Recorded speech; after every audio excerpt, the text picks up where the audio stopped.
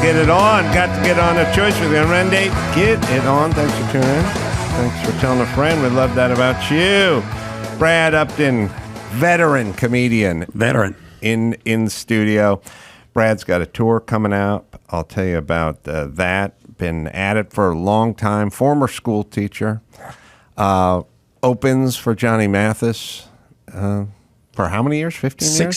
16 years I've been with him. Is that guy still going? He'll turn 88 later this month. He can still sing, man. It's unbelievable. 88. Hits the high notes. Still goes for it. You know, which is it? Does that keep you young? Absolutely. He doesn't have to sing. I mean, he's rich. He doesn't have to do these shows, but he likes doing the shows. It has to keep him young. And for you, I was reading here that, you're not young. You're young compared to Johnny Mathis. Right. You're not young compared to everyone else. No, that's right. But 67. Had a clip go viral at the, few years ago. Right. At most shit that goes viral, you're in your 20s. Right, exactly. You know what I mean? No. Tell us the story behind that. Well, nobody more surprised than me. And I did this show for Dry Bar Comedy. I'd never heard of them. And I did a special for them. And about a year later, they dropped a clip. And it did 12 million views in 48 hours. And it did 33 million views in about 10 days. And I was like, well, this is the same crap I've been doing in clubs for years. So it shocked me that it was that popular. Because I've been doing this bit for years. Oh, really? Yeah, and then it blew up, but that's the internet, you know? People started, for whatever reason, it just resonated with people, and they were sharing it, and it went nuts. So I released another one right away. And by the end of the summer, in about 2.5 months, I had about 60 million views on two different clips, and then all of a sudden people knew who I was. And that was a bit you'd been doing for years? Years in the clubs. About the kids these days? Yeah, the millennials. I'm just making fun of millennials. That's low-hanging fruit. And well, you know what's kind of interesting? I've experienced this a little bit, which is you're making fun of stuff before everyone else is making fun of stuff. Oh, that's good. Because that's your job as a comedian. Right, exactly. And everyone's kind of looking at you going, I don't care. And then later on, everyone else starts hating millennials too. Right. Now all of a sudden your bit that's a decade old is fresh for them. Right. It's sort of like when you hear some philosopher from 2,000 years ago and you go, he's saying the exact same shit I was thinking about. No. And it's all just the same. Yeah. But what was nice about it, too, is in a way the millennials liked it, actually. They didn't all attack me like, what an asshole. They're like, yeah, you're not wrong. So they actually liked it and shared it as well. I would like to hear the bit. Is it, can you know. find it out there? It's just called Millennials, I think. And some of it's dated now. I make fun of the kids for using their debit cards all the time instead of using cash. But it was taped in 2017, and now I'm like, well, I don't use cash anymore either. I don't touch cash anymore. I was thinking about the last time I paid for something with cash. And, it was a blowjob, but other than the blowjobs, I can't. And that's because I don't want to leave the paper trail, ironically with paper, right? If you think about it. But, I wouldn't either. And change. Coins. You ever get handed? What are coins? Coins. What do they even mean? Right. They're burdensome. Everybody has a jar of them at home. What do we do with these? I'm actually angry at coins now. Yeah. Like if somebody gives me 41 cents change, I'm like, well, no, what the fuck am I supposed to do? Right, exactly. Like, I carry this out to the car. Yeah, it goes right in the console. I'll put it in the cup holder, and at some point we're going to spill soda on it, and then it's going to cleave to the bottom of the console. Then I have to get a cold chisel to get it off the fucking bottom. Like, I'm angry at the person for giving me change.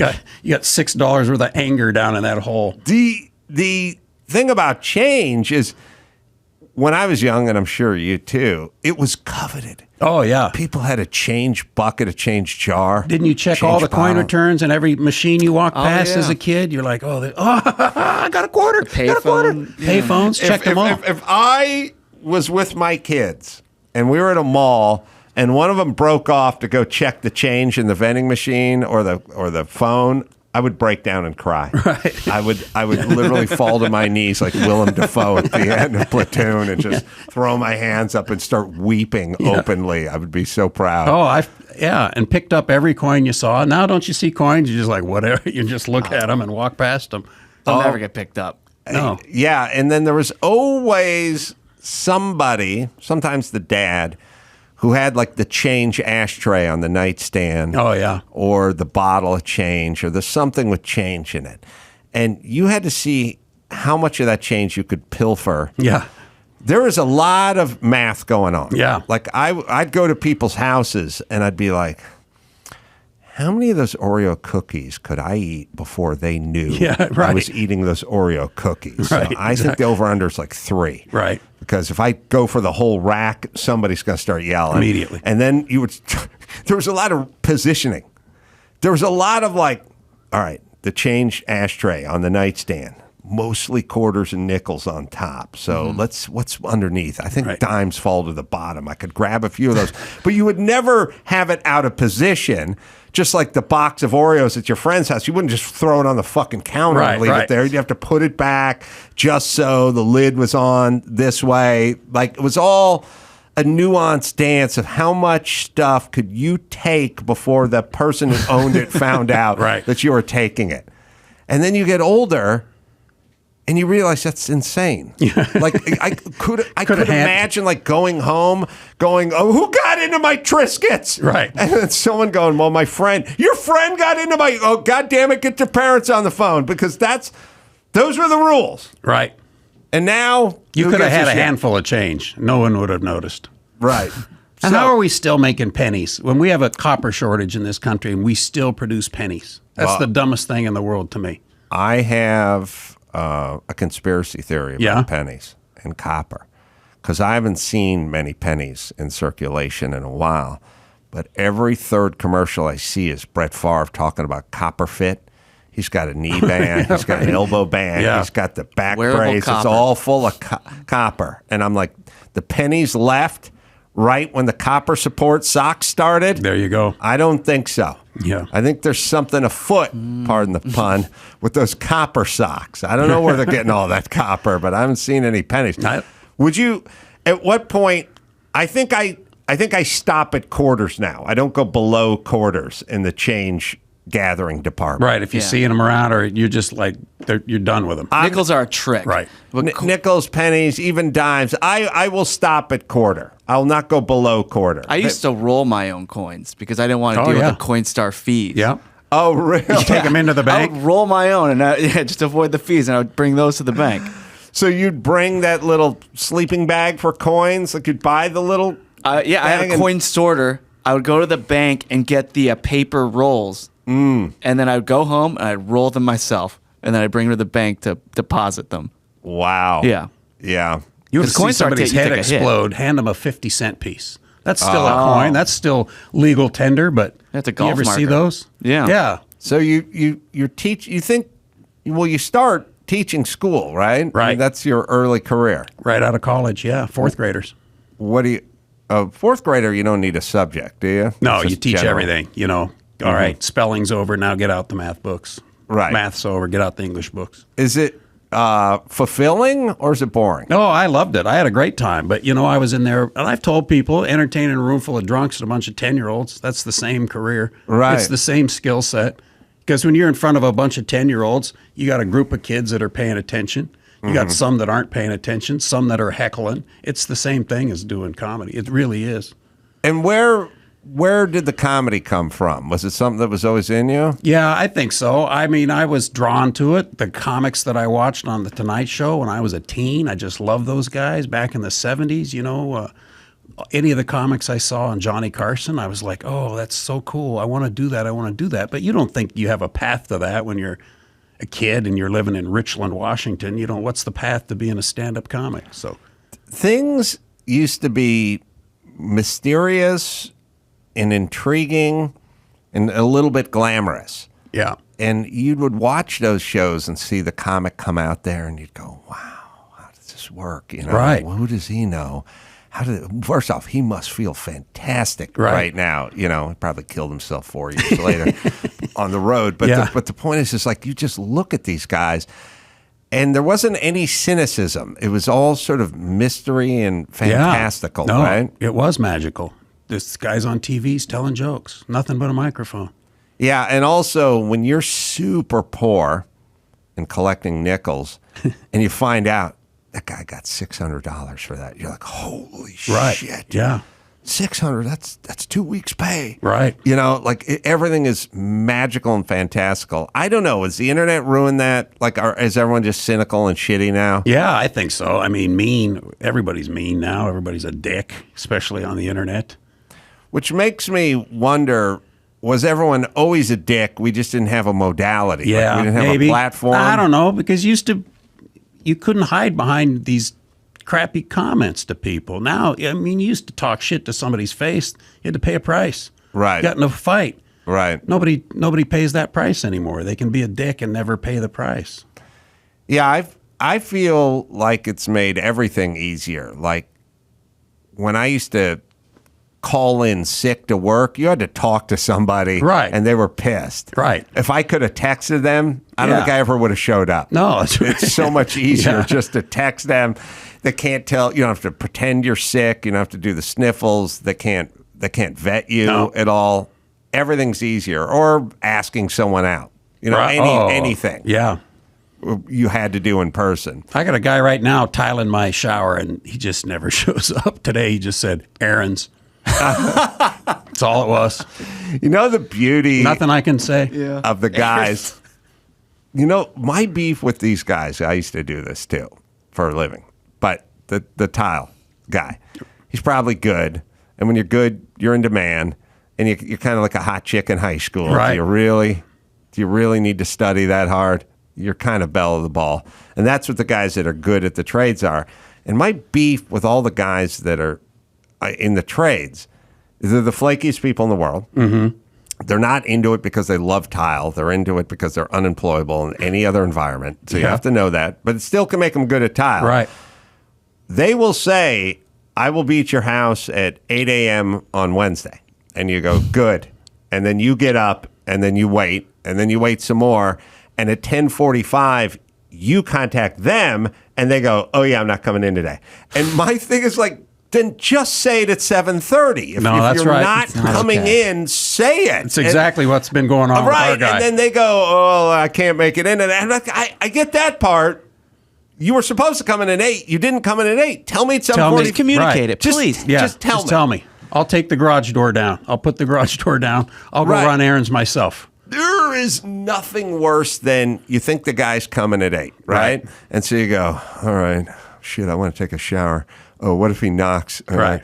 I know what I'm going to do. I'm going to open the garage door, and then I'll open the door that goes from the garage into the kitchen. I'll leave it ajar. Like, I'll leave it cracked. He'll know he could walk in, or I'll put a note or whatever, and you're fucking walking around going, I better turn the radio down. I may miss the whatever. Then you call him at 10:45. It's like, oh, yeah, I'm not coming in. Yeah. It's like you've been in my house with this guy, right? Yes. It's I exactly what's going on for 2 months. It's a shower. It's not a big space. It's a shower, small shower. This has gone on for 2 months. The guy that told me said, this guy's the best in the world. He's slow, what it is. but he is the best. You will never have a better tile guy. And I went, okay, that's fine. I don't mind if he's slow. I don't need. Now it's like, yeah, he's really slow. It's too much. Yeah. It's when you're hot and you know it. Yeah. Well, but you can't blow him off at the end. You know what I mean? And you just fire him and have somebody. It's his project, and let's finish this up. I'm hoping for Halloween now. Yeah, Halloween. Just get it done. And nice there's Halloween. 2 more strips left. 2 more, and I'm hoping by Halloween. I could come over there and butter up some of those and put it in place if you needed to. You have errands tomorrow, though. I've had errands. Yeah. but- errands. I'm going to be That's out. Expect me about 8 a.m. Right. Wait up for me. All right, I'll leave and the garage don't answer up. in a bathrobe. I want you fully dressed. All right? All right. Cup of Joe would be nice. Yeah. I'll be there at 8 a.m. sharp. Yeah, that's how the business works. Yeah.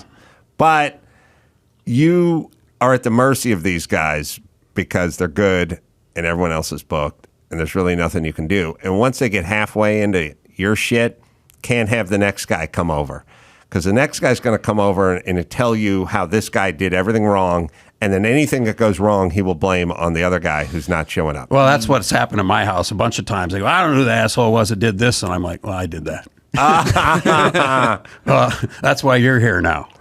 But they'll cuss the last guy. And I go, yeah, that was me. I did that about 6-7 years ago. Oh, so you try to do tried it, and then they tell you how crappy the job was. I go, thanks, that was me. Who'd you start out with back in the day? Well, I'll tell you who I started with in Seattle. I started in Seattle. One of the other guys I started with is Bill Nye, the science guy. And he and I started about Bill the Nye same was time. doing stand-up. He was doing stand-up and bombed on a regular basis because he was so smart. I loved him. I would laugh at his references. I didn't understand his references.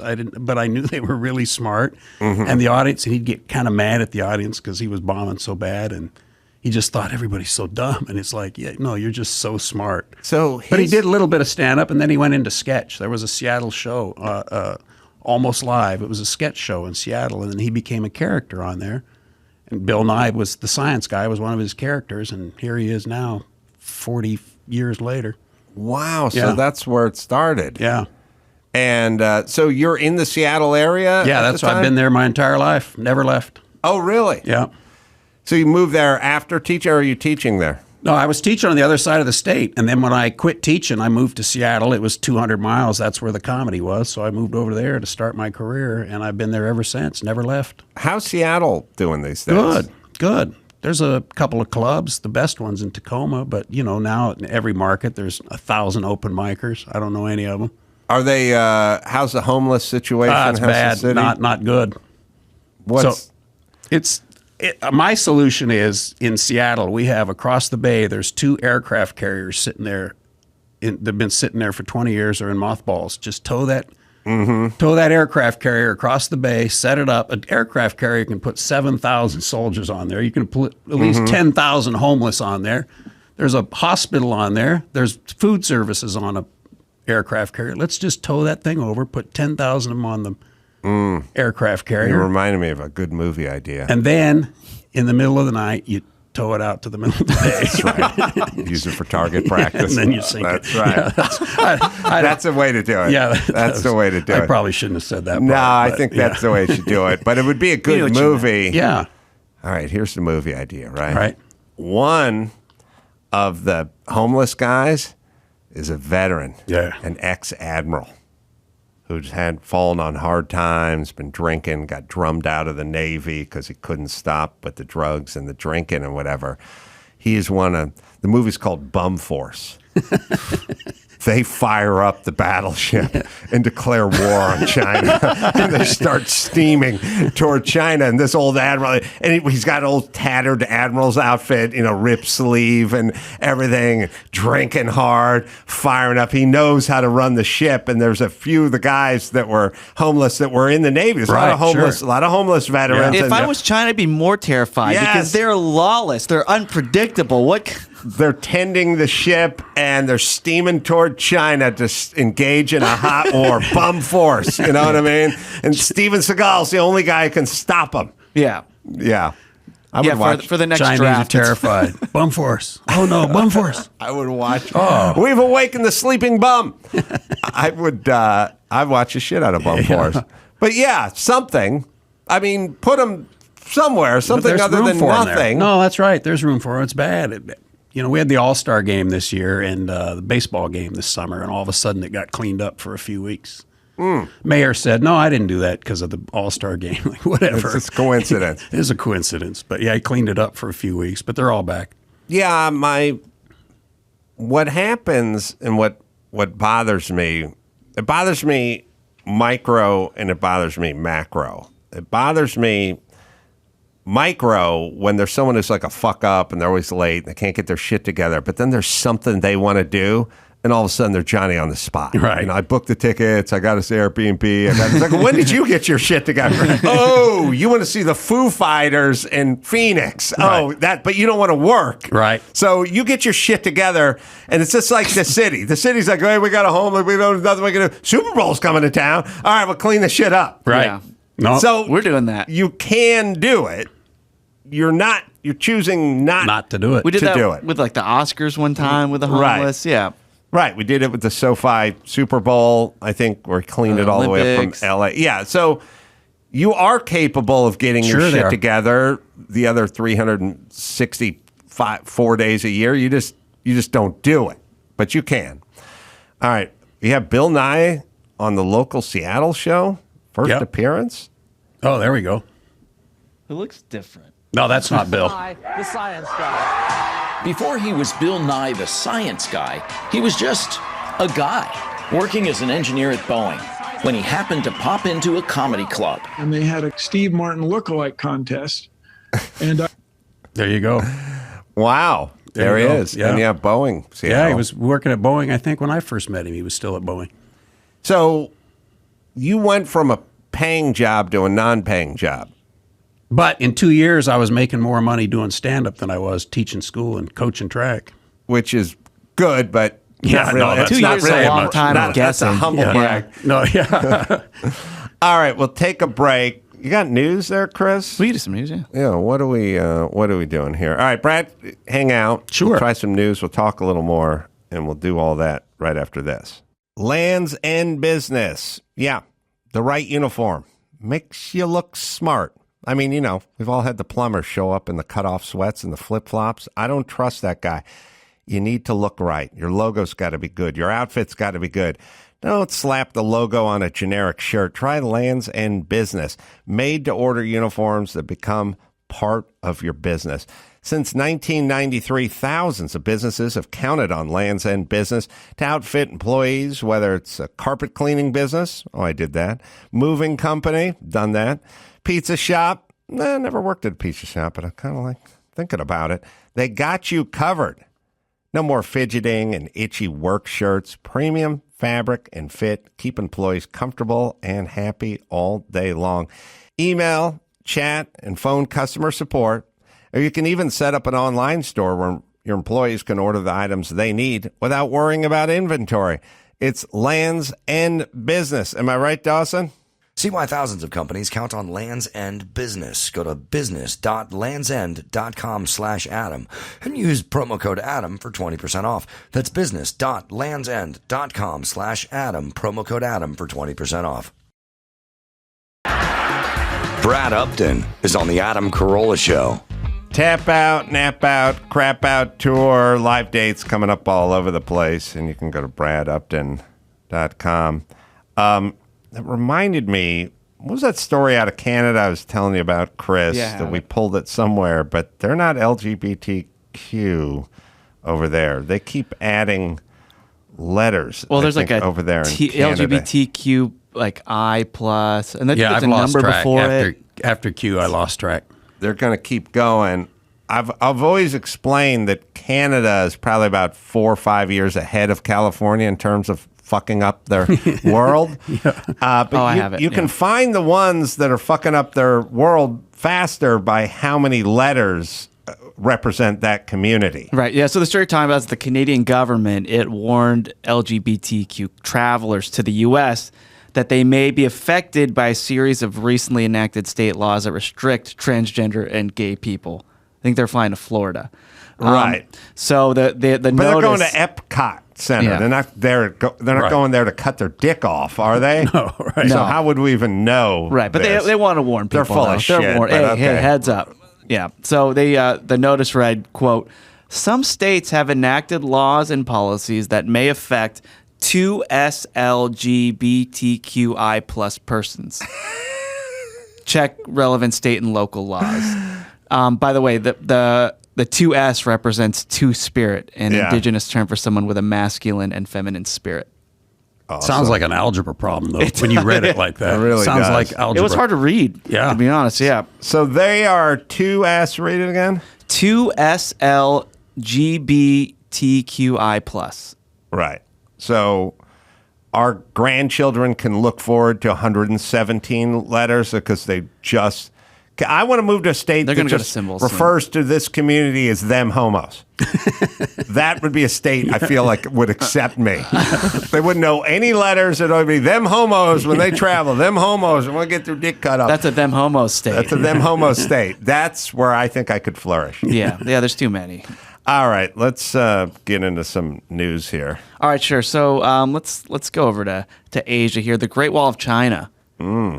There's a part of the wall in northern China that has been severely damaged by a pair of construction workers using an excavator. 38-year-old man and a 55-year-old woman, they were detained, and they said that they widened an existing cavity in the wall, digging a large gap to allow their excavator through as a shortcut for work nearby. So they try to use it as a shortcut. They destroy this Great Wall, which has stood for centuries through war, upheaval. Well, like it was meant for Huns, not caterpillars. Right. Exactly. You know what I mean? To be fair to them. But then, well, it's got to suck if you got your tractor on one side of the Great Wall, and on the other side is the ditch you got to dig, and someone's like, well, you got to go to Tibet, go drive around. and then you got to turn Take the left, crosswalk. and you come back around. It's like, really? Or we can just pop a hole in it, I can move 13 feet. This guy's the best stonemason around. He's got a great reputation.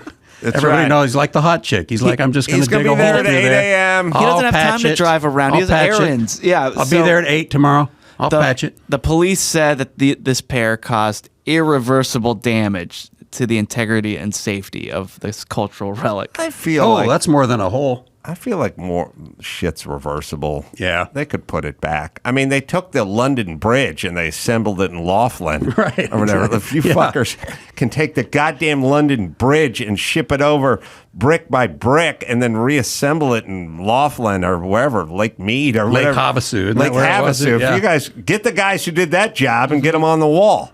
They could. That's going to look like fuck. They'll be done by noon. With today's technology, I mean, yes. Yeah. So anyway, the Great Wall has been destroyed. Also in Korea, let's go over there. They are the next airline that is set to weigh their passengers before they fly. Good. So yeah, remember we saw this in New Zealand and everyone was freaking out about it. In New Zealand and even Korea, they're saying, look, we don't want to like charge people more for weighing a ton. It's just we want to get a complete estimate of the weight on this plane because it's getting bad. Well, look, a few things. Yeah, Korea is going to be weird because like any male over 131 pounds is going to be charged a surplus unless you're over 6'7". Yeah. All right. I bought something recently, and it was in Canada, I think, is where it was. And it was a smallish, like trophy thing, piece of memorabilia. There wasn't much to it. And I was looking at shipping. And the shipping was like $531 or something for like two items. And I called the place, and I was like, costs so much money. It's like each one is like 17 pounds, and we got to ship it from Canada or whatever it was. But the point is however much diesel they're going to expend on this 17-pound crate, I'm getting charged for it. Like that's the way it goes. That's how life works, and that's how Jet A works as well. It shouldn't be your weight or your extra bag, your bag's weight. It should be all in. Whatever you're traveling with, whoever you are, however many laps you made at Shakey's at the buffet last night, get on the scale. You know what we should do it? You ever go to those custom salad places? And you get I got the garbanzo beans, I got the chopped, and at the end they weigh it. Right. And they just go, look, you had 3 pounds of salad, $41. Right, and exactly. this bitch over here had 6 ounces of salad. You don't get charged the same. You want to drive a big Denali SUV? Go ahead, drive your Denali SUV. You're going to get 11 miles to the gallon. Right. Then guess who pays? Like that. The world works this way. The airline should just go, look, I agree. You can be skinny, you can be fat. I don't know why fit people are footing the bill for the lard asses. We're going to weigh you and your duffel and your roller. It's all, you can leave your hat on. We're just weighing you. Right. Yeah. And whatever that is, that's how much Jet A you're going to be using. That's how much space you're going to be taking up. And that's your price. Now, if you like a break, lose a few pounds and travel a little lighter. Yeah, actually, Korea is weighing their passengers with their carry-on. They should. luggage. I agree with them. Yeah. It's just people don't, like, when's the last time you weighed yourself? Oh, God. I have a scale, like, I don't know, 2 weeks ago 2 or weeks. something. Yeah, nobody something likes like that. stepping on the scale. They No. just don't want to hear it. Like, every time Jen asks me to weigh the baby, the way I do it is I weigh myself. Yeah. And then I have to find out my own weight Bad before times. I could weigh this baby. The worst is, and the thing that's actually funny about how many people lie with their weight. I never even thought about it, but I'm sitting down I'm getting a physical, right? I'm just sitting in the doctor's office, and the nurse pulls in. She's got the clipboard. How old are you? At some point, she goes, I'm just sitting there in the chair. She goes, how tall are you? I go, 6'2". She goes, okay, 6'2". How much you weigh? 190. Get on the scale. Yeah. I'm like, listen, you lying sack of flab. Get your fat ass on that scale. They don't do the fucking stick on your head anymore. Right. They don't care if you're lying, but they know you're lying about the weight, and they don't trust your ass with that shit. It's so and inconsistent. the 190 goes to 209 pretty fast, But then you have to do that. Well, we're 14 pounds of clothes. Come on, Right, exactly. it's a fucking hoodie. Yeah. Come on now. I got my wallet on me. Right. So that's how it works with weight. So yeah, just weigh everybody. That'll be that. I don't know how you can complain. That's how much energy. Forget about, you were just a parcel. Right, exactly. I agree. UPS is going to send a full water jug to Nova Scotia versus a snow globe. Yeah. Guess who gets charged more? Right. And then no one complains. They go, oh, shit's too heavy. I know, they're going to charge a lot. Like that. That's how it works. Yeah. That's how the amount of energy being used to transport this. Your parcel ass. Yeah. So you're just a fat ass parcel. You need to be moved. But kind of what you're saying is why can't the people who send the snow globes supplement me and my fucking Sparklets bottle? That's really what it is. Yeah. It's not like the airline picks it up. They just spread it around. Yeah. All right. Remember the days of yore when you had those carnival barkers who would guess the passerbys, like I can guess their weight or their age, like within 5 pounds or 5 years. Yeah, if the airlines did zodiac signs, like Pisces are charged a premium, then that'd be fucked up. Because you'd be like, I don't have any choice. I can't. Right. I don't That's know. no I was control born in over that. June. What was that? Why is that my fault? But weight, you can control it. You should pay for it. And it's incentive. Little incentive to lose a few pounds. All these dehydrated people getting on the airplane. People like cutting weight. Good. Saving jet fuel. Sitting in the sauna with the trash bag around them before they go to LAX. As soon as you get off the scale, your seconds come in, you start hydrating, you're drinking Gatorade, you get an IV. Yeah. Oh yeah, you're spitting on the ground. I'm getting naked, and my handlers are Shaving your chest, They're shaving holding your head. My guys are holding the towel in front of me like a boxing weigh-in as I stand there naked. All right, sorry. Got to save a couple of nickels here. So also now we'll go over to Japan. Japan has now become one of the world's biggest hotspots to see a UFO. Oh. According to a newly declassified Pentagon document dating back to 96.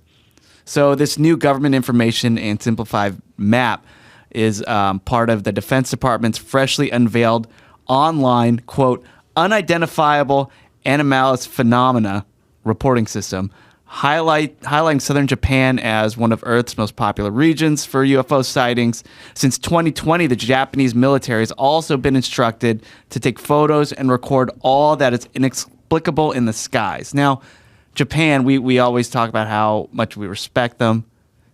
I trust them too. I mean, they just seem like a country that has their shit together socially. Mm-hmm. So if people from Japan are going, hey, aliens are real, UFOs are real, I tend to believe them more than most.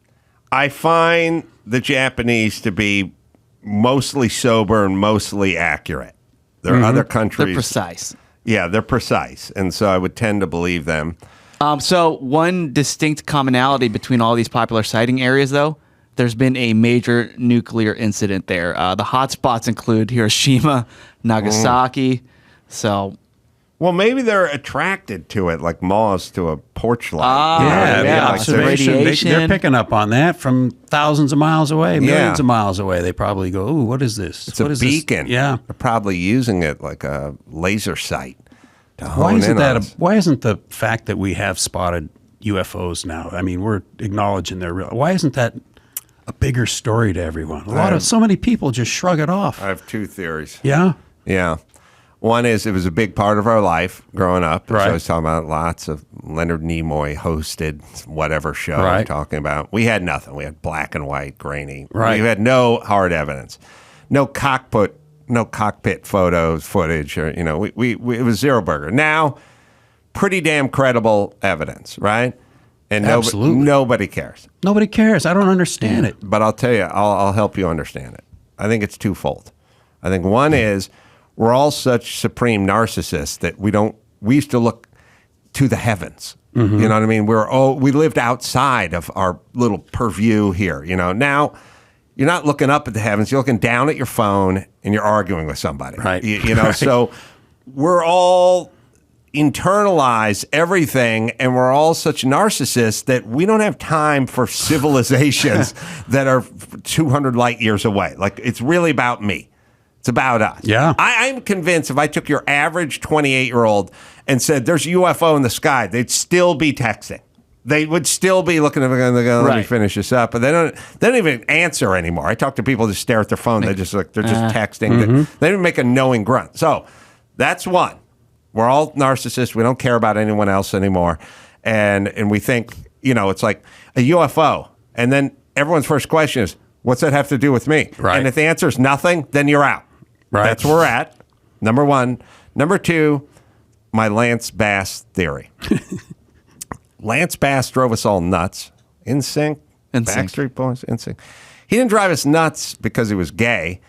He drove us nuts because we thought he was gay and he wouldn't say anything. Right. We were driven insane because we're like, I know there's aliens. I know there's aliens and Lance Bass is gay. Right. That's where I was in 2004. That's what I was thinking. There's aliens and there's someone is hiding this and those aliens got a publicist and the government is lying and everything. But I know Lance Bass is gay and I know there's aliens. Those are the two things I know. And then at some point, Lance Bass comes out and goes, hey, I'm gay. And we go, yeah, okay. Yeah, I thought, okay, next. Whatever's next. And then someone goes, hey, there's aliens. The government's not covering up anymore. And we go, I knew it. Okay, whatever's next. We're not interested. We're interested in the fact that they're keeping it from us. Right. Interesting. Yeah. Most of the alien stuff, it wasn't really about did aliens exist. It's the government. They got Area 42 or 52 or whatever that is over there. And they're hiding a ship and they know what's going on. Oh, they called it a weather balloon. It's not. I heard that farmer's testimony. Like, once, if the government just flat out just went, yeah, we think they're aliens, we may have one, we would have gone, all right, we're going to go work on Lance Bass. They should do that with all the conspiracies and all the secrets they're hiding. Just I think they keep it from us because it invalidates all the religions. If we actually find out that there's aliens from all the religions are invalidated. Yeah. Because none of them talked about aliens. Big Bible is not going to have No, it. Big Bible, Quran, none of them are going to go, wait, this was never mentioned, this other. So it invalidates religion, and that's what they're afraid of. The other thing it does is they thought that it was going to cause chaos. Right. Like people weren't going to go to work. The whole system would break down. That's what they thought. But what happened is they didn't anticipate us being such crazy narcissists that we're so busy ignore it. arguing with someone on X or Twitter that we would just ignore it. Yeah. So the government was always like, once people find this out, they'll stop paying their taxes. Right. Right. All right. One more. We got Candace Owens waiting in the wings out there. All right, sure. Look, I just wanted to get your thoughts on this because Drake, if you go to a Drake show, you know what the trend is. You watch TMZ, you've seen what everyone's Throwing doing. bras. They throw their bras on stage. Mm-hmm. Well, Drake has now posted a picture on his Instagram with all the bras behind him.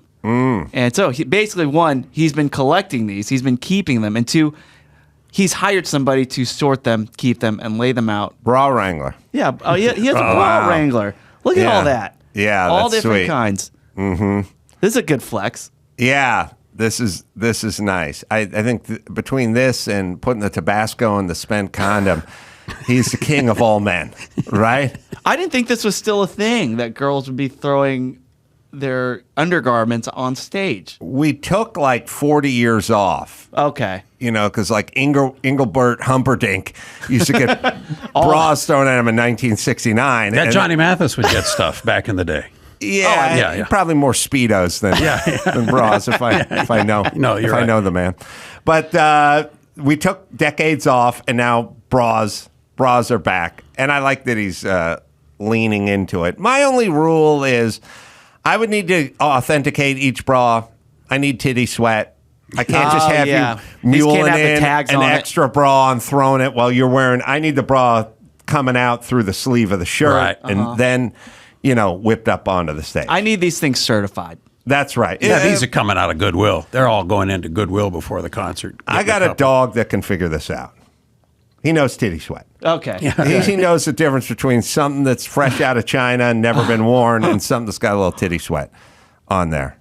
He can also sniff out pot, but I don't use them for that. Let's use them for something. I just use them for the titty sweat. All right. Candace Owens is out there. Brad Upton is in here. Tap Out, Nap Out, Crap Out tour coming to a city near you. Go to bradupton.com. We'll take a quick break, and we'll be back with Candace Owens right after this. Tommy John, it's fall. Pick apples, not wedgies. Get some new underwear and take care of the whole fruit basket with Tommy John. When you wear Tommy John, you're so much more comfortable. You do everything better. Dozens of comfort innovations, breathable, lightweight, moisture-wicking fabric with 4 times the stretch of competing brands. Keeps you comfortable no matter what season you're in. Over 20 million pairs sold, thousands of 5-star reviews. I only wear Tommy John, or if they're dirty and I can't, I'm not wearing anything at all. Tommy John doesn't have customers. They have fanatics. And again, you get into the Tommy Johns and tell me if you'll ever go back to anything you wore before. You will not. Best pair you'll ever wear, or it's free. Guarantee. Am I right, Dawson? Get 20% off your first order right now at TommyJohn.com/Adam. 20% off. Head TommyJohn.com/Adam. TommyJohn.com/Adam. See site for details. Candace Owens in studio. So young, so vibrant, so beautiful. She has a series out, or a series of episodes. Convicting a Murderer. First 3 episodes available now on Daily Wire Plus. I watched the first episode last night and was riveted by it. And it's a very interesting deep dive. Yeah. I said to somebody the day before I watched it, I said, I don't think you understand. Documentaries are oftentimes cooked. You understand that theatrical releases are made up. You can shape a documentary any way you want. Right. And that's kind of what happened in this case, right? Which is funny because I think that the common perception is when you're watching a documentary that this is true. For some reason, we trust a documentary more. Yes. We watch a movie, you go, okay, there's some element of propaganda in this. You understand that when you're watching a show that there's some purpose. But when somebody says I'm a documentary maker, you suddenly trust them more. Yes. And I think that Making a Murderer was kind of the first to come out there and tell, especially a story as interesting as the story of Stephen Avery, because he actually did get wrongly convicted and was sentenced to prison time for 12 years for something that he did not do, which was the rape and attempted murder of a young woman who pointed him out in a line and said, no, this is the guy that did it. And so they put him away. DNA evidence wasn't available at the time. They collected the samples, but they couldn't test it. And then once they were able to test it, they realized they had the wrong guy. So it was already an interesting story because the concept of being wrongly convicted terrifies all of us. This man spends 12 years in prison, comes out, and very shortly thereafter, he's suddenly being fingered for the murder of another woman. So it was kind of the perfect atmosphere to go, whoa, whoa, whoa, what's going on here? Is this a corrupt system that's just trying to put this guy into prison? So, and then you have these documentary makers who are like, we're going to get behind him in a big way. And so Netflix sort of beautifully sold this anti-police piece, can the system be this corrupt? Yes, it can. And it met a perfect cultural moment. Yeah, so he was at least asking for $36 million wrongfully for being incarcerated. Correct. And he was he was free and on the precipice of a big payday.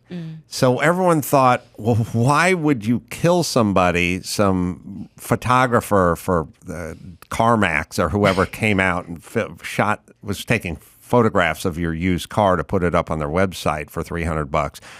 Why would you kill this person? Defies common sense, right? You know what it's like to be incarcerated for all those years. You're now free and have a huge payday coming your way. Why are you even mussing with this? Although criminals have a rich history of you're an NFL star, you got put on probation, you thought it'd be a good idea to bring the gun to the club that night? Why would you do that? You've just been thrown off your team and your contract's been revved. It's I'm a criminal. Right. That's what I do. Exactly. And I think people don't understand that. We try to rationalize the irrational, and it does seem utterly irrational. You're on the brink of plausibly a big payday. You just got out of prison. You're back. You're reunited with your family. You would be an absolute idiot to then go commit murder and think that you could get away with it. Right. But it tends to be that criminals are idiots. They are that stupid. Yes. So it was really interesting. Or they're compulsed. You know what I mean? It'd be like, well, you're a family man with an adoring wife and 2 children. Why are you messing with kiddie porn? It's like, because that's what the devil told me to do. You know what I mean? Like, I have to do it. I don't even know, for some people, I guess killing is that way. You go, why? And it's like, oh, this is bigger than why. Yeah. This is in me. Yeah, and that's very interesting that you're saying that it's something that is in him, because one of the things that our docuseries explores, which the Netflix docuseries left out, is just his criminal history leading up to this moment. And this wasn't like some guy who was just with his family and got wrongly convicted, wrong place, wrong time. I mean, he's got a very dark history. I mean, starting with torturing animals. All of the signs are there. Right.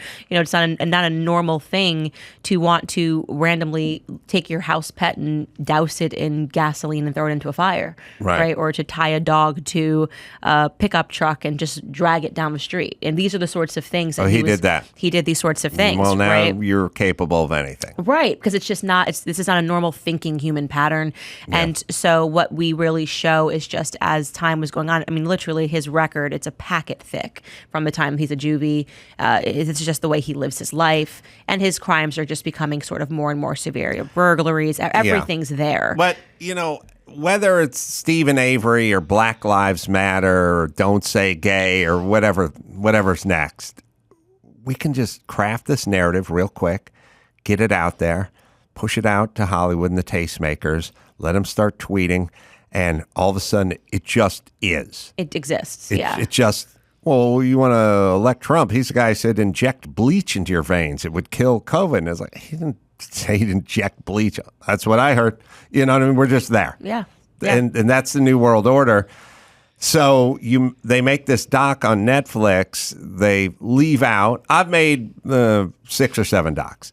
And when you make a doc, you have to kind of pick a direction. Mm-hmm. You know what I mean? You have to kind of go, what story are we telling? And the answer isn't every story all the time. It's like, is this guy innocent? Is he guilty? Did he get framed by the cops? You end up you pick a narrative, and you end up going down a path. And then at some point, you get to some facts.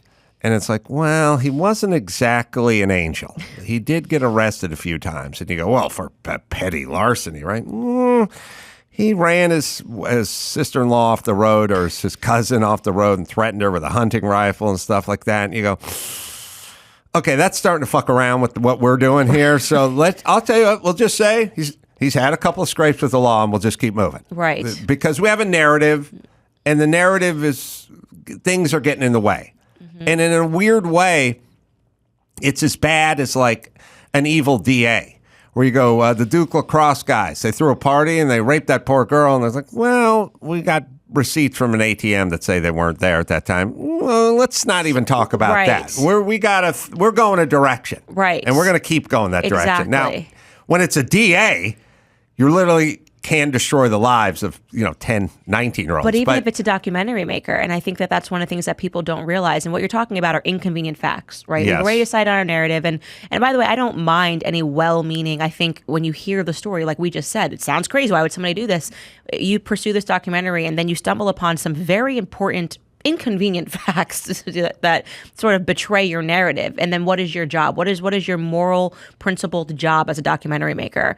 It's to present the truth. And we, by the way, in this docuseries exercise, came across things where I was like, we absolutely, even though we appreciate these people that are coming forward and speaking, we must also tell the truth about these people. And so that becomes the moral exercise. But exactly what you're speaking to is what happens. They ignore these facts, and it still does actually ruin people's lives. lives, because what people are forgetting is that this became such a madness. It became, I say in the first episode, this was like White Lives Matter, that people began stalking and harassing and coming up with conspiracy theories regarding the woman who was killed brutally, Teresa Hallback, her family. Imagine you find out that your sister, your daughter, your loved one, your niece is horrifically raped, shot, set on fire, left to die, burned in a pit, smashed all of her bones. And now you have to contend with the fact that two lesbian documentary makers decided to pretend that that didn't really happen. And now people are coming up with theories online being led by people like Alec Baldwin and Trevor Noah that she's still alive. I mean, it's like these are real life implications. They were stalked, they were harassed, they were told that they were lying about their loved one. They can't even grieve their loved one because people, the internet is now alive with theories. I mean, they even had, we show us a cow theory that she like disappeared with the cows. I mean, people went really far, all because they watched a Netflix docuseries and obviously what they saw was true. People are going to have to understand when they're watching docs what they're watching now, just like you're going to have to understand that when you read the New York Times or the LA Times, it's no longer the facts. Right. So it's not the news. When you hear, but we were in a time where it's like, Fauci's talking about COVID. Now listen up. Now it's like, I don't believe that troll. And I feel I'm getting that way with documentaries, which is sad because whether it's Fauci or the New York Times or the CDC or docs, you just go, can't we have some bastion of truth somewhere where we just go, this is it? But everything needs to take a narrative. And pardon me, but when two women pick narratives stronger than guys do. They really get on. We're emotional. We're more emotional than there are, pardon me, biological differences between the sexes.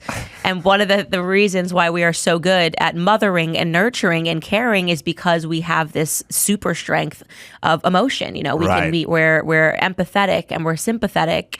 But when that becomes hijacked, when someone says, oh, I know you're sympathetic and we're going to hijack that woman system that you've got going on there and we're going to lead you to lies, it can be very dangerous. And this is what we're seeing now, because I fully believe we're existing under a matriarchy, a very hypersensitive matriarchy. And it's women's emotions being hijacked that are like running everything right now.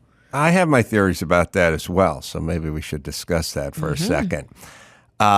Explain your theory about living under the matriarchy. Well, we obviously live under a matriarchy, everything that you're looking at. And it's a wonderful illusion because the matriarchy keeps screaming about the patriarchy when, in fact, obviously women are in power right now. You know, it's women that are behind every single one of these social movements that we're fighting. It's women that are leading the Me Too effort. It was women that got behind the BLM movement. It's women that are behind the trans agenda. It's, radicalized feminists that are behind the trans agenda. So every single one of these social justice movements are happening at the permission of very emotional women. And I think a great example of that, by the way, in terms of talking about how far the trans agenda went, was Dylan Mulvaney kind of traversing into female spaces. Nobody cared. Nobody said anything because women felt bad. If that's how this person feels on the inside, then we should just let that happen. And then what happened? Dylan Mulvaney opened one can of beer and men went, F this, right? This is like, we're not dealing with this at all, right? And so because women are too sensitive, even when they know something is wrong, they are able to be persuaded by emotion, is why we are seeing so many ridiculous social justice movements today. I say the fault fully lies with women, and women have garnered a lot of power through the matriarchy. We saw this with the Me Too movement. We've seen tons of people losing their jobs, accusations that are being made. And so, yeah, I think we're in a climate of hysterical women, and it's been building over the last 15 years, I would say. I always point to it as starting with Lena Dunham. She kind of birthed this like weird hyper, I don't call it feminism because it's not about equality between the sexes. It's about full omnipotence, women gaining over the sexes. And by saying you're one accusation from losing everything because we're in power. It doesn't work the other way. So the person that's in power, you can't just make one accusation against a woman and everything goes away for her. But I could do that to a man. So I'm in power, right? Yeah. Well, you're more articulate than I am. I've just been calling it chick think, and we're fucked because that's where we are. Chick think. And everyone, it's angry at me, but I've been screaming it into this microphone for years now because I live in Los Angeles and we're chick think city and a chick think state. And I always am clear. I'm like, look, Newsom thinks like a chick. Garcetti, our former mayor, thought like a chick. Like it's not limited. Trudeau might be a chick. Trudeau may be a chick. There's no chickier chick thing than Justin Trudeau. So it's not limited to your genitalia doesn't disqualify you from it. But it's a kind of feelings-based thinking, and it's also the opposite of whatever would work. And so I always say, like, the ultimate in chick think is here in Los Angeles, we had a councilwoman who was angry at Toyota for making catalytic converters too easy to steal from their automobiles. That's how chicks approach the problem. Guys, dude think is, we got to find these guys, we got to lock them up, we got to get them off the streets. She's angry at Toyota. So Toyota's not going to do anything because they have this catalytic converter welded to the bottom of the car already, and it works fine everywhere else, except for in places where there's a lot of chick think. Then people start stealing stuff, and then the chicks make excuses for the criminals. Everything. They feel bad for the criminals. I mean, that's another thing. Right. It's like, the border stuff. Well, who do you think they're pitching to politically when they're talking about, who do you think agreed to the melt in your mouth straws in the Right. war? It's women. Right. The turtles are choking. Right. Okay, well, I now have a straw that melts in my mouth. Okay. Yes. So I don't know that I feel more bad for the turtle than I do for myself, but you could get a bunch of chicks to feel more bad for the turtles than they do for the human beings. Like it's Right. 100%. We're dealing with a hyper feminine culture, and the media understands that. So they're constantly thinking, what is the sad story I can tell here? Forget the fact that murderers and rapists are pouring over the border and that it's becoming a problem, so much so that even now Eric Adams is saying that New York City will cease to exist if they don't deal with it because they finally just started importing them all there. But you just show a woman and you say, oh, but look at this sad story. They just want an opportunity. They don't have the same stuff in Mexico, and they just want an opportunity. And the women go, Yes. Well, first off, sanctuary city is a chick thought. yeah, of course it is. It's a perfect, completely illogical. If people want to know what the embodiment of a chick thought is, it's sanctuary city, which is we will announce in our city that no one's illegal, everyone is welcome, and we are a sanctuary city. Come here, we'll shower you with love. Mm-hmm. Okay. We will do no preparation. It's not like we're going to have auditoriums with cots in it set up or showers or job placement. We're not going to do anything, but we are going to make the announcement. And pretty signs. And signs that no one's illegal. Everybody's welcome Everyone here. is welcome. We govern with love. And there's no such thing as an illegal person. Right. Heart, right. Sparkle, sparkle. And then the buses start showing up with the Guatemalans. And then the places that announced that they were sanctuary cities who did no preparation for it all look around and go, why can't somebody fix this? That's the ultimate in chick think. Now, so true. And all you have to do if you want to know the chick think cities is just find the sanctuary cities, and those will be the ones that have the chick think. 100%. It's just a fact. This is what we're suffering from. Too many chicks thinking. No, I think people may misconstrue what we're saying sometimes. I think they'll understand what we're saying because it's abundant. It's everywhere. I've been screaming about this for years. Right, which was insane. I was in the South and we didn't have that.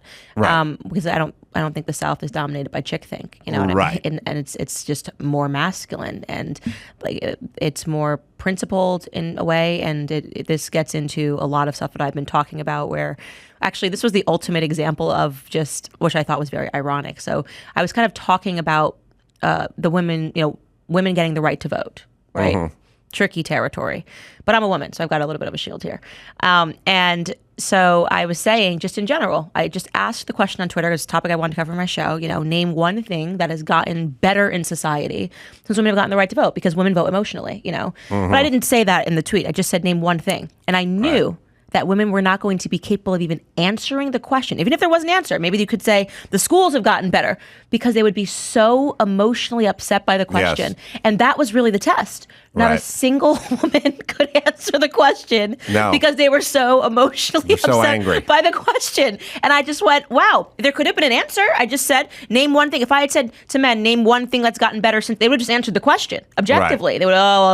They would, car industry's gotten better. But whatever it is, women couldn't even, the question had them so upset that they couldn't even answer it. And I just thought that was such a fascinating little experiment on my Twitter. I said, they're not going to be able to answer the question. They're like, how dare you even ask? They're so agitated. Yeah. Or they're so... And therein lies my point. Right. I'm not going to dignify that with an answer. No, hey, listen, I said I didn't even imply an answer. I didn't say there wasn't an answer. I just asked you a basic question that I knew the majority of women wouldn't be able to answer. And I am much more... I would say I'm just not a very emotional woman at all. No, you... think much more like a dude than Gavin Newsom thinks like Without a dude. question, he is more feminine than I am. 1,000%. And I am less, and I've always been that way, like the emotional arguments and all that stuff. Just like, I just want logic. Tell me what the rational thing is, and I'll make a decision, which is why I was very no masks, no this for the kids, not vaccinating the kids, leave the schools open, just much more logical. I'm not fear-based in anything that I do. Yes. I think fear is an awful driver of decision-making. I think it is always yields to completely irrational decision making when you're doing things out of any breath of emotion. And so that is sort of why I think that, a lot of women that are left leaning find me to be quite distasteful, because how could I not be neurotic and crazy and emotional and upset by the question, so upset by the question that I don't even consider the answer. When you're fearful, your greatest fear is that the person next to you is not fearful. Mm-hmm. And then when you're not fearful, you then shame them. And when you then shame them, they get very angry. Very angry. So shame drives all the anger. Yeah. It's not a debate over efficacy of masks. Right. It's you've shamed them. Yeah, I'm like, this isn't about the mask anymore. No. Right? It's about a part of you. They're living in fear, you're living your life, and you're shaming them by living their life. How could you just be outside? And it's right. And then at some point it gets back to them, because they go, you're going to infect other people, and I have a special needs child, and I live in a very emotional. They always have to give you the one example of the thing that happened, and it's no look. It's just because you didn't wear a mask or whatever, and it's like, okay, well, I'm not going to take responsibility for a child's die. That seems a little irrational to blame me for living my life down here in Tennessee for this story that you're telling me that happened in Los Angeles. And where we've sort of jumped the shark in many states, especially my state, California, is chick think and dude think. There's plenty of room, and they both have their merits. Yeah. But the chick think shouldn't solely be in charge of policy. We had Barbara Ferrer, a nutty gypsy scarecrow lady, and Gavin Newsom, she, and they're in charge of COVID policy. Mm-hmm. And so they're saying, shut everything. All right, that's pure chick think. Because a dude goes, well, wait a minute, that's going to be impactful to the economy. We can't just close things down. We got to figure out how to trade off safety versus society. And we can't just shut schools. They were like, shut it all down. And also, I'll see if you agree with this one. I find women to be much more vindictive than others. And so when you cross Lori Lightfoot or you cross Gretchen Whitmer, governor of Michigan, they're fucking coming after you. Yeah. They ain't live and let live. Mm-hmm. They made a decree. You didn't listen, and I'm going to fuck your shit up. Cats versus dogs. Yes. You know what I mean? Like cats will sit there and think on something for 3 days that you did to them. And and that's by the way, you said, like, I don't know that chick think always involves and should ever be involved in policy. The answer is it should never be involved in policy, chick think. I was thinking that too. 100. I said it. I always say people are thinking. That's one of my great talents. Yes. But it should never be involved in policy because it's not rational. It's and good policy socially. It's raising kids. Yes, fine, it's amazing. Policy. And by the way, that's why I always say to people, it's not always chick think is not always wrong. Like actually in the household, when I see sometimes the things that my husband was going to think through with the baby, I'm like, what? Men are just This is not your domain. Right. These are biological predispositions for a reason. I mean, my natural proclivity to an answer to a child that's crying, my husband's his level that he can deal with this, the way that without anybody having to come down and give us a book, we just divided ourselves in terms of what we would do for the children. Mm-hmm. It was this beautiful yin yang. Yes. And I thought men are just completely right after you give birth, you just want to be around a tribe of women. You know, men are kind of useless, but then my husband's like, but we'll set up a trust in the accounts. I mean, where are you right now? Right. The way that my husband's brain works in terms of how he thinks about taking care of the children, totally different, both pieces needed. Yes. And so it's not to say to discount chick think. It's to say that where it is right now residing in culture is a huge detriment. We are going backwards. We are hysterical. We're at the point where we are not even functional as a society, where you have tribesmen in Africa that are mocking us and laughing because we're going, what is a woman? What is a woman? We can't even. That's chick think has gotten us to the point hysterical that we can't. That we don't even know what a woman is. I don't know. Do we? I don't know. Hysterical and hysterectomy. There's a reason why that word comes from that Latin derivative. Yes. Yeah, and people don't like to say that, but we do need to just acknowledge that that's happening right now, and that we are in a hyper feminine culture, and it's not good for anybody. And it's furthered by the agenda to make men more feminine. So even the men that we have, right, there's this effort to say, well, you need to be more feminine. And I'm like, we need less of that. We need definitely less of that. No, go do some man stuff. Go, whatever that is, that natural aggression, the rational thinking, that's what we need more. We have a deficit of that right now. Agreed. All right, quick break. Back with Candace Owens right after this. Well, good news. It's O Rewards Member Appreciation Month at O'Reilly Auto Parts. Get the most out of your membership. Shop, earn points, and get rewards sent right to your phone or email. If you're not an O Rewards member yet, sign up. It's quick and it's easy. You can do it online or in the store if you like. Just ask one of their professional parts people about joining O Rewards next time you visit, and you can start earning points on your first purchase. Sign up for both email and text and get even more out of your membership. And right now, members receive 2 times, 3 times, up to 8 times O Rewards points on select purchases. Those bonus points can help you get to your next reward even faster. You receive a $5 reward for every 150 O Rewards points, and you can use your reward on your next in-store or online purchase. So don't miss O Rewards Member Appreciation Month now at your local O'Reilly Auto Parts store and O'ReillyAuto.com. All right, Candace Owens with us, Convicting a Murderer. There's a 3-part, well, it's a multi-part series, but the first 3 episodes available now on Daily Wire Plus. I watched the first one last night. Riveting. I got to tell you, you get these screeners, you watch them on your laptop, you get 10 minutes in and you go, all right, I got the gist. Not this one. Watch it straight on through.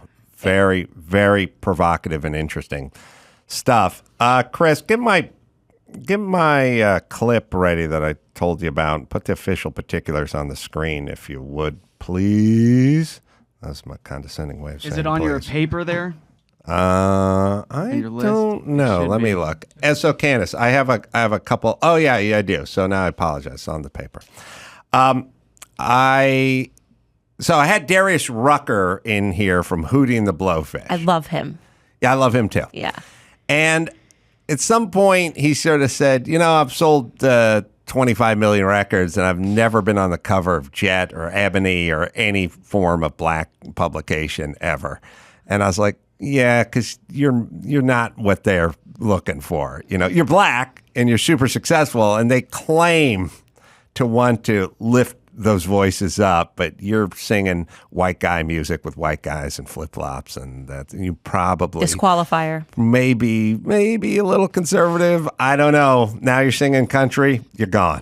And I always think about that when I see you. You're such a strong voice, because they do this thing where it's like, we want strong voices of women of color. I'm sure you've heard this a million times, but I'm also guessing you never make the cover of those magazines or even get asked to do an article, right? That is the truth. And it's so funny because I was just talking to Bill Maher about this, and people that say, she became a conservative to make money.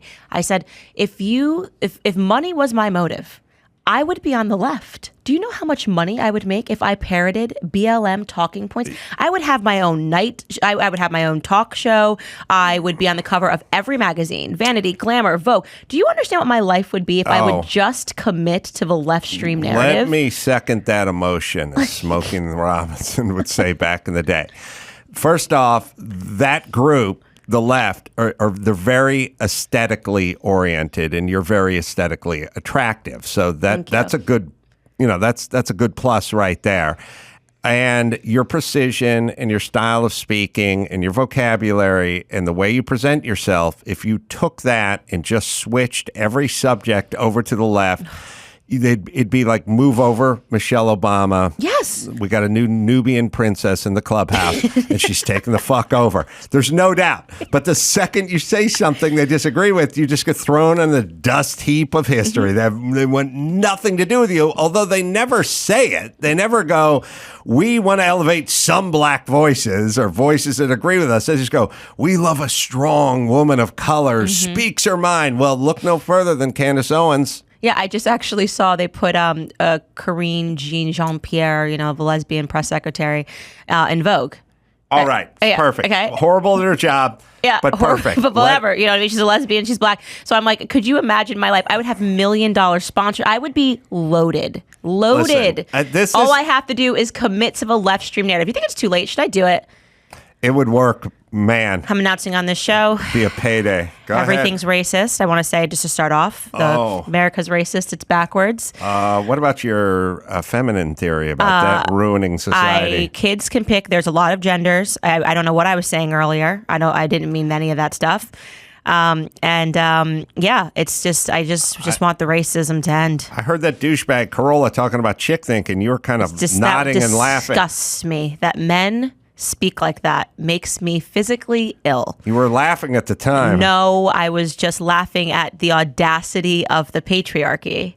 Oh, the patriarchy. Yes. So if you had your choice, would Kamala Harris be the next president of the United States? It pains me that she has to stand behind a white man, but we aren't there yet in American society. But she, yes, of course, should be the princess of the world.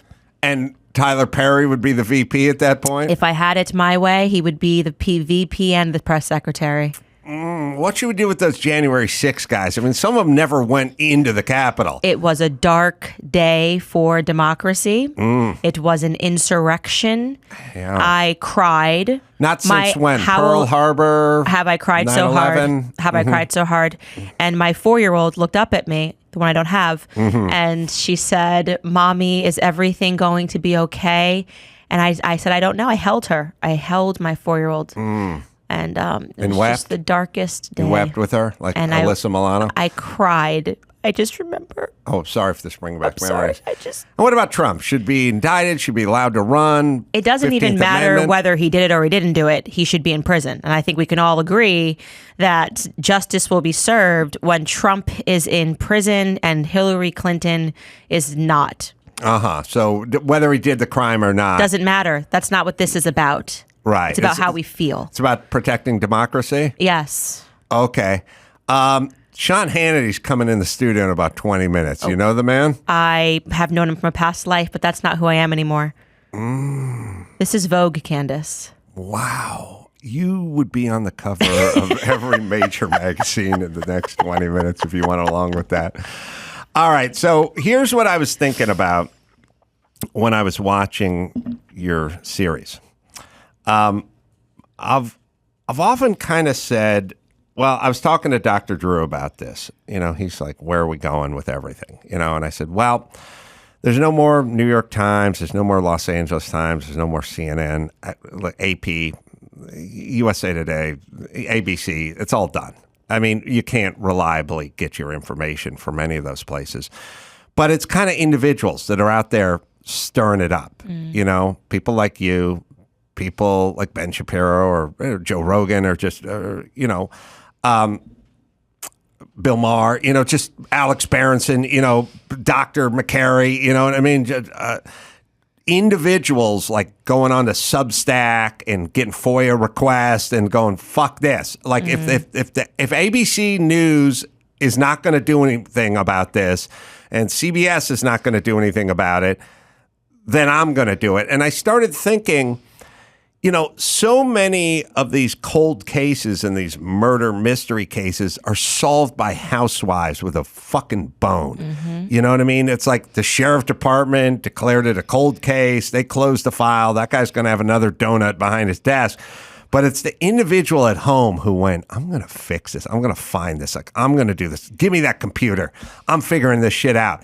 And they're the ones who get sort of deputized and end up doing it. And then we get the truth, but not from the big network, not from the sheriffs or the police department or the FBI, and not from ABC or HuffPo or Los Angeles Times, but by the doctor who got fired, who's going to go figure out the origins of COVID and all that. And we're kind of at that point now. Don't you kind of feel that way? Yeah, and you trust that person more because you should trust that person more because they're not corporatized. There's nothing. They're dedicating their time to this because they're actually passionate about this. And I like the concept of a deputized housewife because so much of what I speak to with stay-at-home moms is I'm like, you need to become the deputies of your children at school. You need to know what's going on because, and this kind of hits back to what you were saying about how women, what you're hitting at, you know, they can be more vindictive. When women get their teeth into something, we're pit bulls. Yes. Right? Men will forget something, they'll move on. Men play, like I said, men are much more like dogs and women are much more like cats. And so when you can hijack that system for good and not evil, it's amazing, right? When women would say, we're going to get to the bottom, we're going to show up to the school board meetings now. And suddenly they got a problem because mama's paying attention and mama bear's not going to let this go. Right. So that becomes a phenomenon, you know? And so, like I said, these can be good things. And you're absolutely right. We're seeing more of the people standing up independently and saying, I'm not going to let this go. I'm going to become obsessed with this and I'm going to get to the bottom of this and I want to figure out what the truth is. And I think that is actually the direction that we're starting to see in terms of independent media and why you're having these people that spring up that don't have a platform, that aren't with a big network, who are able to garner millions and millions of followers because they've earned their trust. Yes. In a way that other people can't anymore because, I agree. I was saying to the New York Times. I said to Tucker Carlson a couple of weeks ago, I said, I don't think we're going to be able to do a redo of 2020. I don't think CNN and Twitter or whatever just sort of tamping down info on guys they liked or disliked. I don't think they're going to be able to run things anymore. Right. I think there's too much out there now. That's why they didn't want it to happen. I mean, that's why when Jack Dorsey was the CEO of Twitter, you remember CNN sitting down and saying, what are you going to do about these people? Because CNN was getting 300,000 views, and you had people like me and Ben who are tweeting things that are getting tens of millions of views. That's a problem. Right. They felt the threat of we've got to silence these voices, and that's when the demands came for more censorship. Like, yes. We just got to get rid of this darn First Amendment, and then we can control everything again. And that we're past that now. There's no going backwards. They can't reestablish that trust. You know, that it's dying. It's the last squeals of a dying animal. The mainstream media. I agree, and I'll play you this clip that you probably saw because it was making the rounds. It's Philip Bump from the Washington Post. He's the fact checker. He's checking facts over at the Washington Post, and I guess he's asked by the host of the show, and I would tell you the host of the show, but I don't have it. It's on my it's Noam Dworman. Yeah. Well, that's a name. Anyway, it's a Comedy Cellar, and he's asked the fact checker, and he's saying to the fact checker at the Washington Post, weren't you guys looking into Hunter Biden and his association with his dad, the president of the United States? Because there's now, I hear these interviews and the person just goes, there's nothing there. I don't know what to look into. And it's like there's reams of information, emails, text, everything else, whistleblowers. But so he asked him a pretty basic question. And this is what the person who's paid to investigate things, this is his answer to this question.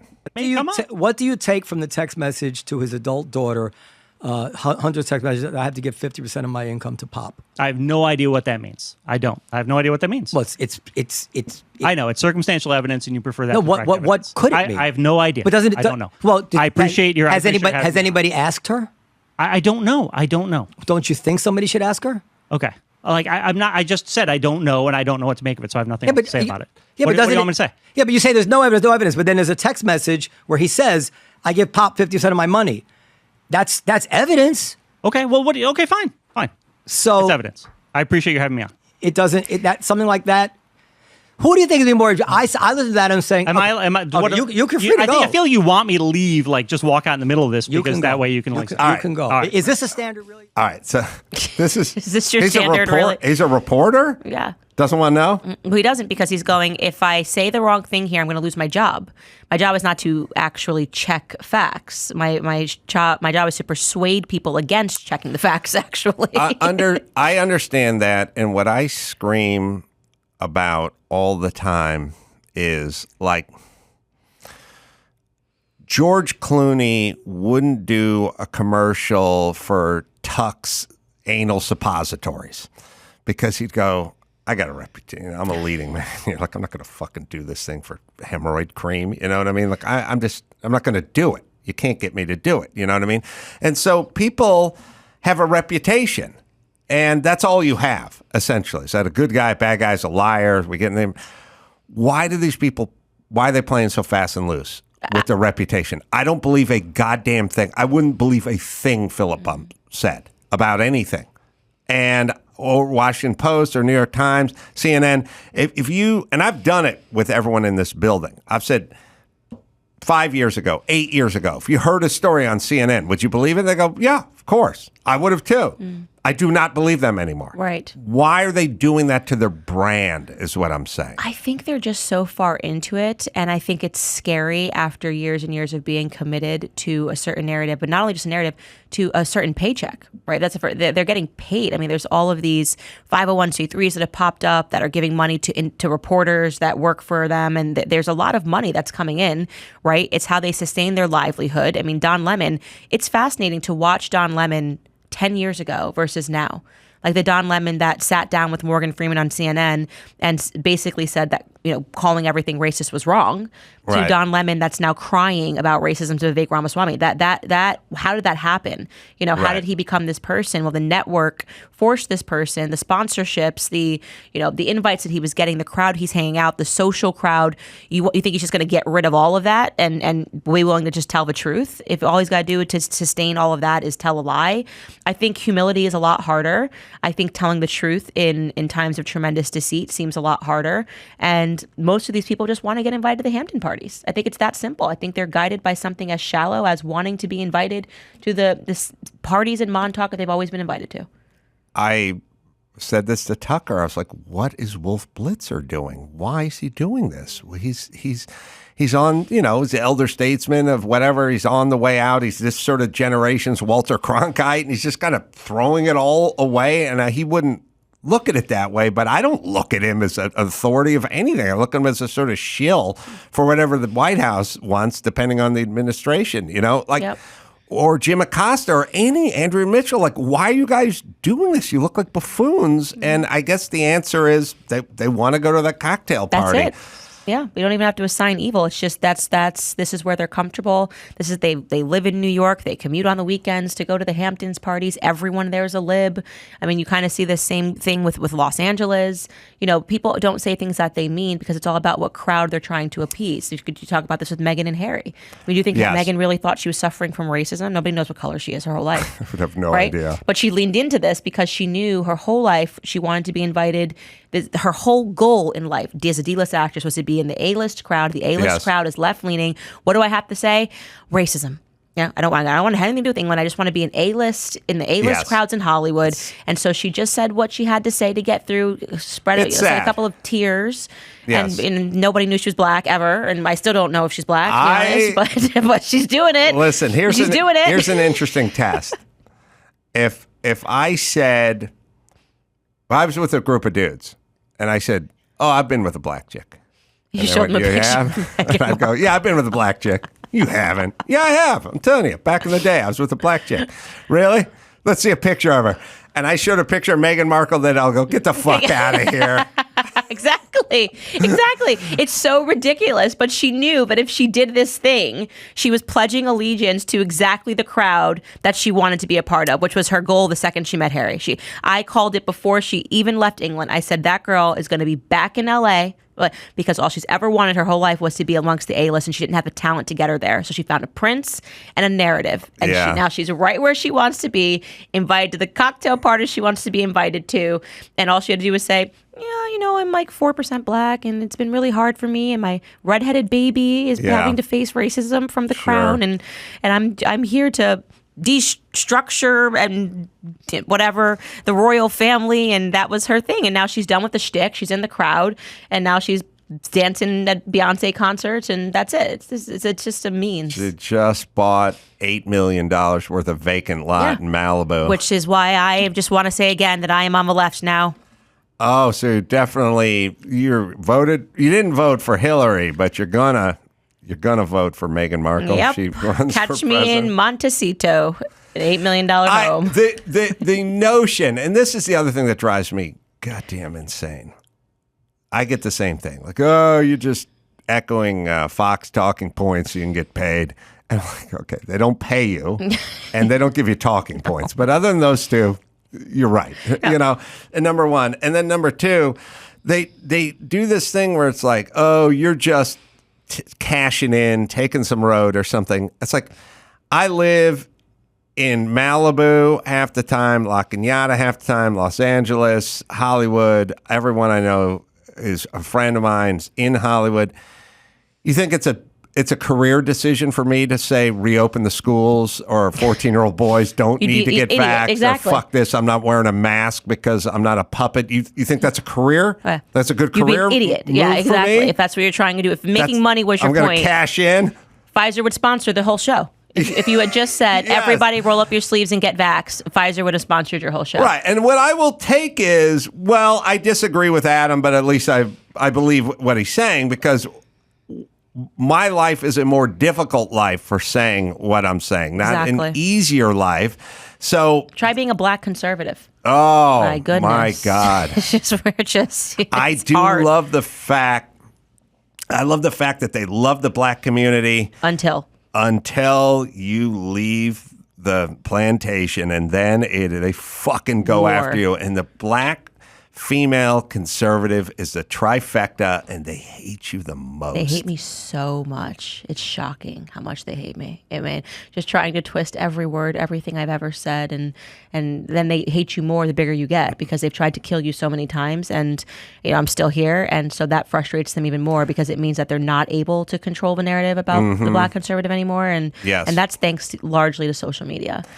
Yeah, well, being able to get around their narrative. What I'm sort of hoping for is, and I think COVID expedited the whole thing. It took about a 10-year span and distilled it into 3 of alternative voices, alternative platforms, information that was off the beaten path, and people going out and finding it and no longer able to cancel these voices because they're out. They have their own platform. There are others. There's always safety in numbers. If you're the one who's saying whatever, you're going to get completely obliterated.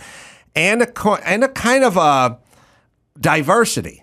Like, you got Russell Brand over here, you got Bill Maher over there, you got Candace Owens over there, you got Joe Rogan over here, you got all Alex Berenson's over here. It's these crazy, all these different voices from all these different diverse backgrounds, all speaking their mind and sort of cross-pollinating each other's minds, and never simpatico.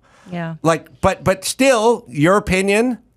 And everyone respects the fact that his opinion is his opinion, her opinion is her opinion. We don't have to be in lockstep. Exactly. It's a kind of an interesting thought experiment, which is, and everyone should sort of think about this. When I was talking to Tucker the other week, and I was talking about, like, make a platform and, kind of do a Daily Wire type thing.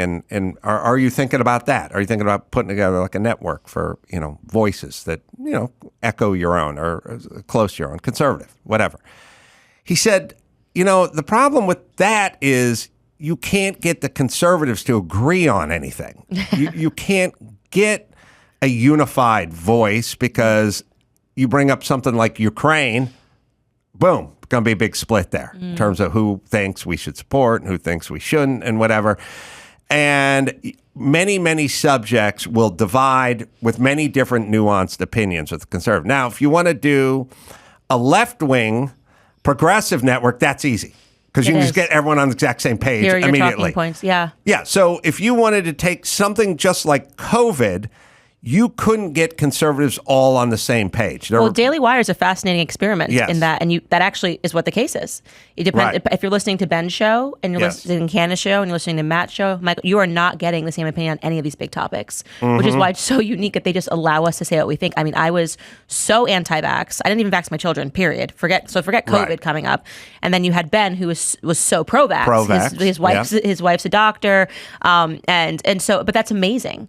I think it's amazing that on one platform you are either getting this or you're getting that, because that's how the media should function. You should have different opinions and people should tell you how they got to their opinions and why they feel this way or the other, and not having someone come down from the executive and say, no, we are a pro-vax or anti-vax network. Right. You know, same thing with Ukraine. The opinions are split. I'm so anti-Ukraine, so anti-sending money, different opinions on the network. It's actually one of the things that I love about working at Daily Wire is they don't tell me that I have to think this certain way. Right. And then there's times where we agree and we disagree. Like I probably agree the most with Matt Walsh on things, right? And I probably disagree more with Ben on things, and but we're all so different, and it is harder. It is harder, I think, because I think one of the great things is that you'll get someone that'll tweet like, "I don't want my Daily Wire membership because I just can't stand the way Candace thinks, or I can't stand the way Ben thinks, or I can't stand the way Matt thinks."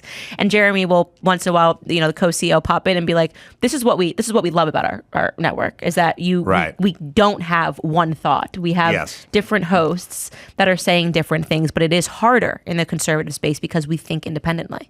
Yes, and then the super insulting part is when CNN accuses you of the right-wing talking points and you all just line up behind them when in fact they're doing that, which I've now discovered everything is either projection or narcissism or sort of both. Right. You find me one voice on CNN that varied from the COVID narrative. No, there wasn't one. One specialist, one doctor, one expert, one person that went on CNN and was anti-mask or anti-vax. Wasn't allowed. Or anything. Was there one? I mean, you've got poor Sanjay Gupta. You cut his balls off and put it in a fucking gunny sack and got him to talk about horse paste. Every single person on it said, where's the Daily Wires all over as you just described, all over the road. So, look, does it mean one is the truth and one isn't the truth? No. But what it does mean is that's their actual opinions versus scared to get fired. Versus Pfizer's literally sponsoring the show, which is what was happening with CNN. They were quite literally, they were accepting money from Pfizer. And so, of course, if your biggest sponsor is Pfizer, I'm not saying it was their biggest sponsor, but it was one of their sponsors. It was amazing to see it. They'd have somebody on, and then the next thing would be an ad for Pfizer. And you're going, okay, well, that might be a conflict of interest. And so, yeah, I'm proud that even if we disagree, you actually know that it's what we think. And it's not us being bought and paid for. And I think that is unique to the conservative space and also just to the independent space of media, which I think is exploding. I think we are all in this sort of, I don't even think we all really know what we're in. I think this is a new frontier. We're pioneering something and there is a response to it. Yeah, last question. Do you think they're going to go and try to lock up Trump or pull him off the ballot or whatever? And do you think they know what they're getting into when they do that? I think they have wanted him in prison since the moment he came down the escalator and announced that he was running. And they have not let up. And do I think that they're going to be able to convict him? No. But do I think that the point of this was to make him unelectable? Yes. Has it made him unelectable? No. So, this is something that I'm just following like a tennis match. It's just one of these things where we're so past the point of reason that all you can do is watch it like a tennis match or like a fantastical Game of Thrones series more. Actually, I don't want to say tennis match because there's some more logic. It goes back and forth. It's fantastical what's happening in America right now. The concept of a mugshot for a president, even if we know the president did something. The concept of a mugshot for a president is so beyond the realm of what should be normal that we need to just say, okay, this is some HBO dragons and gargoyles, and that's where we're at right now in America. Yeah, it has a surreal quality to it. All right, the docuseries Convicting A Murderer. I watched the first episode. I'll be watching the rest. The first 3 episodes available now. There I am. On Daily Wire. It's really good. You do a great job in it as well. Daily Wire Plus is where you can find it. CandaceOwens.com is the website. Shoot her tweet at Real Candace O as well. Brad Upton, very funny comedian. BradUpton.com is where you go. Live shows for me all over the country. Go to AdamCarolla.com for that. Until next time, Adam Carolla for Candace Owens and Brad Upton. Say it. Mahalo.